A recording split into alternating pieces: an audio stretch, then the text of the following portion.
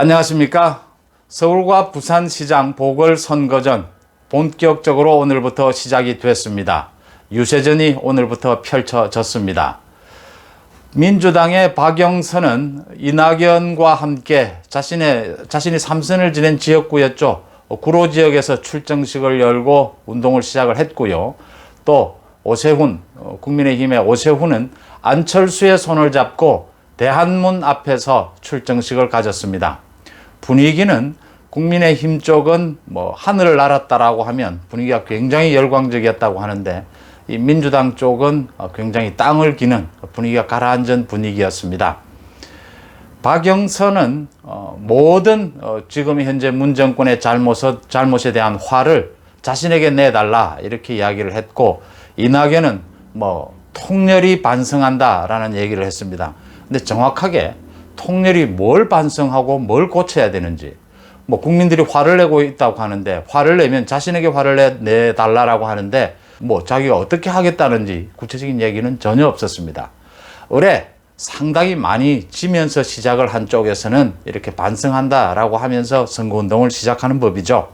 여기서 서울시장 후보인 박영선은 선거운동을 정말 오늘부터 시작을 했는데, 시작하기 전에 서울 시민에 대해서 또 국민에 대해서 세 가지에 대해서 먼저 답을 해야 한다, 이렇게 봅니다. 이제 야당에서도 본격적인 토론회를 비롯해서 박영선에 대해서 이 질문을 던질 준비를 하고 있습니다. 세 가지 점 질문을 얘기하기 전에 먼저 이건 전제 요건입니다. 그 박원순 문제를 박영선은 어떻게 보느냐. 박원순 문제는 지금 민주당의 당내 경선 때부터 문제가 됐습니다. 우상호가 당시에 경쟁하던 그 박원순의 가치를 지켜야 한다라는 얘기를 했는데, 거기에 대해서 박영선은 애매하게 대꾸를 하지 않았습니다. 그 이후에 박영선이 민주당의 후보로 선출이 되고 난 다음에 캠프를 꾸리면서 그 2차 가해를 한 피해 호소인이라는 말을 썼던 고민정이나 남인순, 진선미 등을 선거 캠프의 주요 자리에 배치를 했죠. 그래서 정말 직접 당사자인 피해자가 거기에 대해서 기자회견을 통해서 문제 제기를 하자 이 세 사람이 책임을 지고 자리에 물러났습니다. 지금 박영선은 왜 서울시장 선거를 하게 됐는지, 보궐선거를, 그 부분에 대해서 대답이 아직 애매합니다, 태도가. 여기에 대해서 최근에 임종석이가 어떤 경우에도 박원순의 가치, 박원순의 정신은 지켜야 한다라고 지금 계속 또 이야기를 했습니다. 그 부분에 대해서 박영선은 이런 입장입니다. 자제해달라, 신중하게 얘기해달라. 애매합니다. 정확하게 뭔 이야기를 하는 건지, 어떤 입장인 건지. 비교가 되는 게, 부산의 경우에 김영춘 후보 같은 경우에는 같은 민주당 후보인데 물론 거기도 출마를 했습니다. 그런데 말은 그래도 어디를 가나 말은 이번 선거에서 민주당이 후보를 내서는 안 된다, 내서는 안 되는데, 지금 집권 여당의 책임감으로 당에서 결정을 해서 어쩔 수 없이 자신이 출마하게 됐다. 말은 그래도 그렇게 합니다. 그렇지만 박영선은 그렇게도 하지 않습니다. 먼저 전제 요건으로 박영선은 이 보궐선거, 서울시장 보궐선거가 있게 된 이유에 대해서 자기 입장이 뭔지부터 밝혀야 합니다. 이 질문에 답하고 난 뒤에 이제 세 가지 질문은, 지금 이번 보궐선거의 핵심 쟁점은 불공정입니다. 문재인 정권의 불공정, 특권에 대해서 국민들, 시민들이 심판하겠다는 겁니다. 거기에 대해서 입장을 밝히라는 건데, 그게 세 가지입니다. 먼저 조국 딸의 입시 부정, 박영선의 입장은 무엇이냐. 그 다음 두 번째, 추미애 아들의 황제 군 휴가에 대해서 박영선의 입장은 무엇이냐. 그 다음 결정적으로 이제 땅 투기입니다. LH 땅 투기인데, LH 땅 투기는 지금 광범위하게 집권 세력 전체가 지금 땅 투기에 나선 것으로 계속 드러나고 있는 만큼, 가장 핵심적으로 문재인 대통령의 양산 사저, 대통령이 자신이 농민이라고 하면서 대규모로 농지를 사들여서 집을 지을 수 있는 대지로 용도 변경을 한 것에 대해서 박영선의 입장은 무엇이냐. 그리고 추가로 제가 한 두 가지를 말씀드리는데, 먼저 박영선의 서울시장 당선을 바라지 않는 사람들이 문재인 정권에 많이 있습니다. 문재인 대통령, 조국, 추미애, 임종석, 우상호 잘 보시면 박영선이 서울시장에 당선되는 것을 그렇게 바라지 않습니다. 오히려 발목을 잡습니다. 왜 발목을 잡느냐? 먼저 우상호나 김종석, 조국 이런 사람들은 뭐 자기들이 운동권 출신이라고 소위 합니다. 그러면서 박영선을 별로 동지로 생각지도 않습니다. 문재인도 박영선은 문재인 반문에 섰던 사람입니다. 또 비문이었고 반문입니다.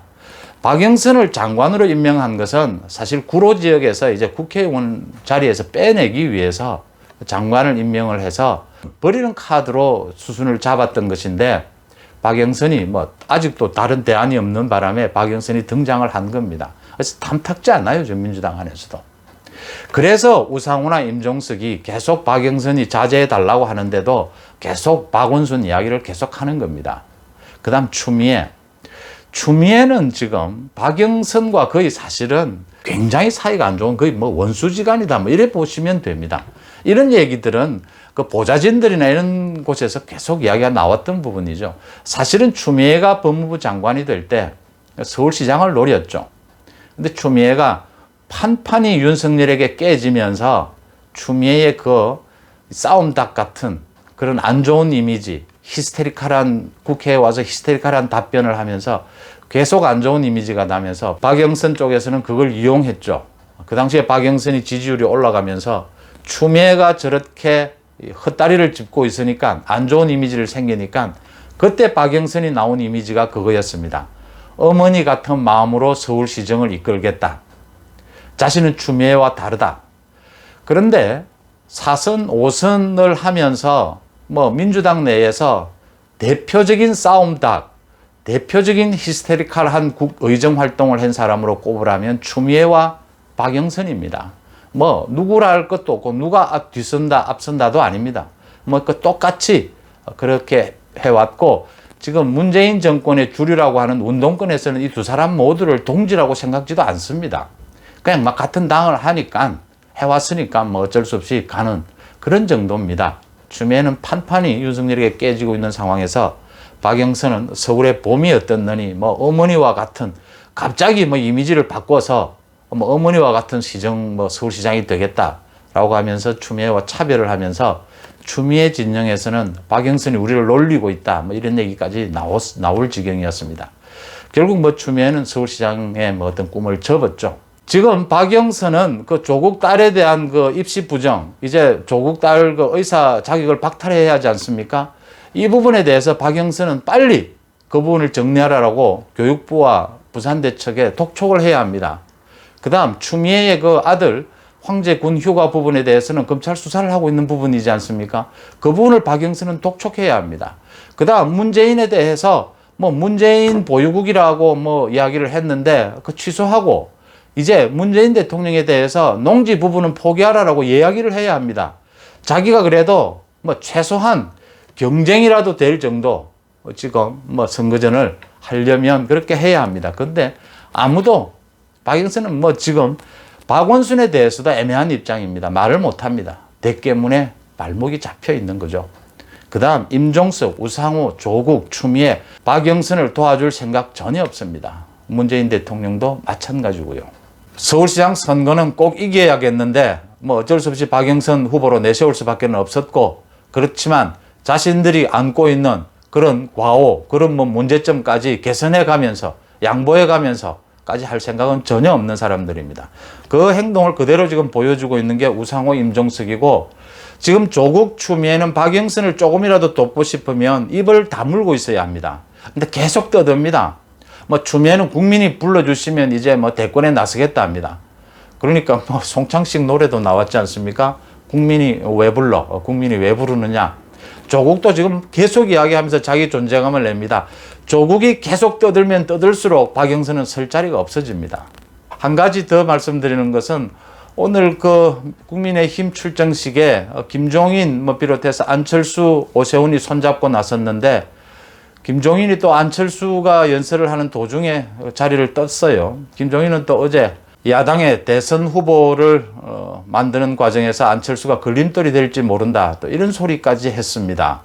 지금은 중도층 싸움이죠. 중도층을 누가 장악하느냐. 1년 전에 총선 때는 중도층을 민주당이 장악을 했죠. 정반대로 지금은 국민의힘 야권 쪽이 장악을 하고 있습니다. 거기에 안철수가 가장 큰 역할을 했죠. 김종인은 지금 선거가 끝나면, 보궐선거가 끝나면 물러나겠다고 한 사람이지 않습니까? 그러면 물러날 사람이 왜 안철수에 대해서 지금 이 선거에서 큰 역할을 하고 있는 오세훈과 함께 안철수에 대해서 이러니 저러니 자기가 말을 합니까? 또 김무성이나 홍준표나 대해서 왜 자신이 그 사람들이 당을 이끌었으니까 당이 이 모양이지 이런 소리를 합니까? 제가 김종인이 7일 선거 이후에는 이제 깨끗하게 물러나야 한다. 꼭 김종인이 필요한 시점이 오면 이선에서 활동해야 한다라고 하는 이유는, 그 이유 중에 하나는 김종인의 리더십의 문제도 있지만 가장 큰 것은 김종인이 나와서 설치면 지금 안철수가 자신이 맡은 역할을 할 수가 없게 되고, 그 다음 올드보이들이 또 다시 전면에 등장하게 됩니다. 김종인이 설치면 김종인과 올드보이들은 이선으로 물러나야 합니다. 그래서 말씀을 드리는 겁니다. 오늘 박영선과 오세훈이 출정식을 갖고 선거운동에 본격 돌입을 했습니다.